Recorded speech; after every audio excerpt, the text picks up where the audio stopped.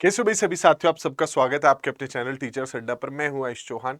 केंद्रीय विद्यालय के नियम भी आ गए हैं, पूरी सुगबुगाहट भी है कि भर्ती आएगी। अब वो 15 दिन में आएगी कि महीने में आएगी, वो तो भाई नोटिफिकेशन आने के बाद ही पता चलेगा।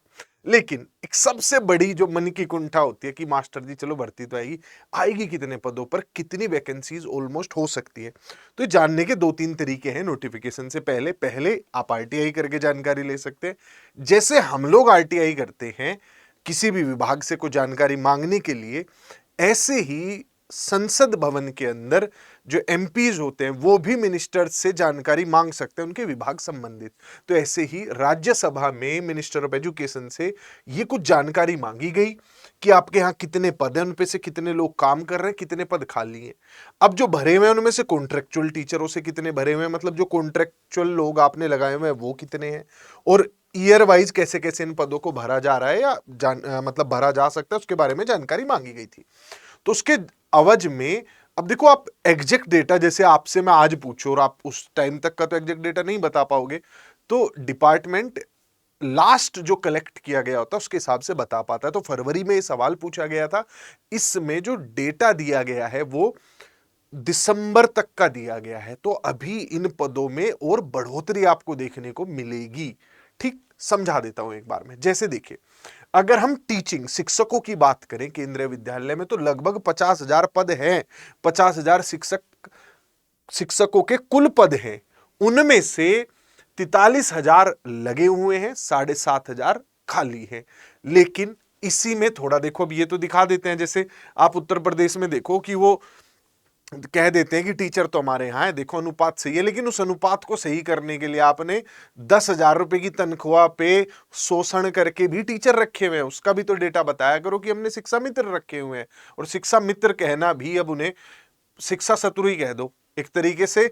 आप उनसे कोई मित्रता नहीं निभा रहे हो, उन्हें जो 10,000 रुपए दे रहे हो इस काम के, जबकि उस चीज की सैलरी एक परमानेंट टीचर को 50,000 मिलती है। तो वो एक बहुत गलत चीज है, बताना चाहिए विभाग को। तो यहां पे वो पूछ लिया, एमपी साहब ने स्मार्टली पूछ लिया कि कॉन्ट्रेक्चुअल टीचर्स कितने हैं।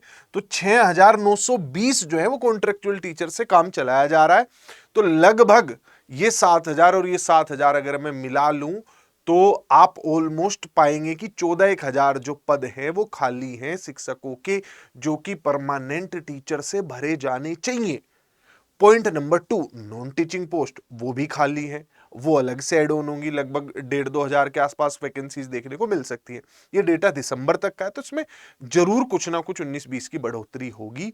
और जहां मैंने पहले भी कहा था कि उम्मीद है कि ईएमआरएस में लगभग 15,000 पद, क्योंकि वो स्कूल नए बन रहे हैं, वहां ढांचा बिल्कुल नया है, पद पहली बार ही भरे जा रहे हैं, तो वहां पर लगभग 15,000, केवीएस में लगभग 10,000 और नवोदय विद्यालयों में लगभग 5,000 पद, यानी कि कुल मिलाकर 30,000 पद देखने को मिलेंगे। इसके लिए कल एक इवेंट भी कर रहे हैं, आगाज 2025 6:45 पर टीचर्स अड्डा पर लाइव, 28 तारीख में जरूर जुड़िएगा भाई। तैयारी भी फ्री और टेस्ट भी फ्री।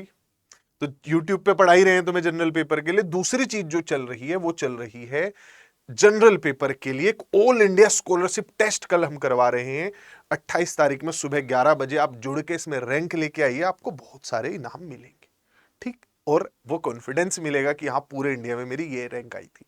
ये टेस्ट लाइव होगा, इसे आप बाद में नहीं दे सकते हो, लेट नहीं जुड़ सकते हो, ताकि इसमें चीटिंग की संभावनाएं कम हो जाए। करते हैं लोग फिर भी, लेकिन हमने रखा है कि 11 बजे शुरू होगा, जो बच्चा 11 बजे शुरू कर पाएगा वही दे पाएगा। तो अभी रजिस्टर कर लीजिएगा, इसका लिंक नीचे लगा हुआ है। अगर आप बैचेज से रिलेटेड जानकारी चाहते हैं तो नीचे स्क्रीन पे नंबर है, आप लोग काउंसलर से बात कर सकते हैं। तब तक के लिए bye bye, take care. Channel को सब्सक्राइब करिए, फिर मिलेंगे किसी वीडियो।